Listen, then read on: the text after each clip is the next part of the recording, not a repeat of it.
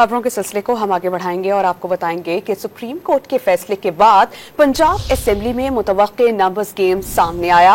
Punjab assembly में PTI को मजीद 27 मखसूस नशिस्तें मिलने का इम्कान है। पंजाब असेंबली में पीटीआई के अरकान की तादाद 106 है। अदालती फैसले से पंजाब असेंबली में पीटीआई को मजीद 27 मखसूस नशिस्तें मिलने का इम्कान है। पीटीआई को खवातीन की 24 और अक़लियतों की 3 नशिस्तें मुमकिना तौर पर मिल सकती हैं। सुप्रीम कोर्ट ऑफ पाकिस्तान के फैसले के बाद पंजाब असेंबली में मुतवक्के नंबर गेम सामने आया है। इस पर हम बात करते हैं डॉन न्यूज़ के रिपोर्टर मियां शुएब से। शुएब, आप हमें ये बताइएगा कि अगर मखसूस नशिस्तें ये पीटीआई को मिलती हैं, जिनका हमने अभी जिक्र किया, तो कितनी पोजीशन मुस्तहकम हो जाएगी पीटीआई की?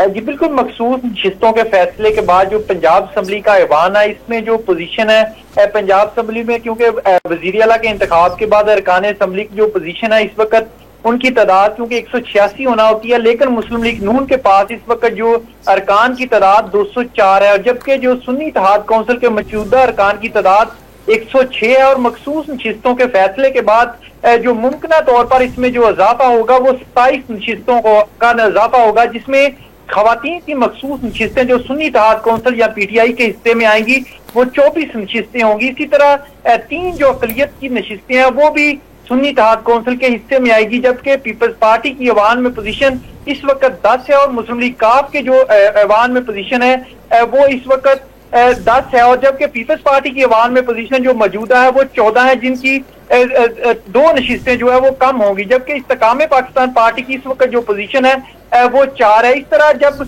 मखसूस नशिस्तें जो सुन्नी इत्तेहाद कौंसिल के हिस्से में जाएंगी तो उनकी जो तादाद है वो 106 से बढ़कर जो है 27 नशिस्तें मजीद जो है वो उनके हिस्से में आ जाएंगी। जी बहुत शुक्रिया, आपने हमें अपडेट किया मियां शुएब।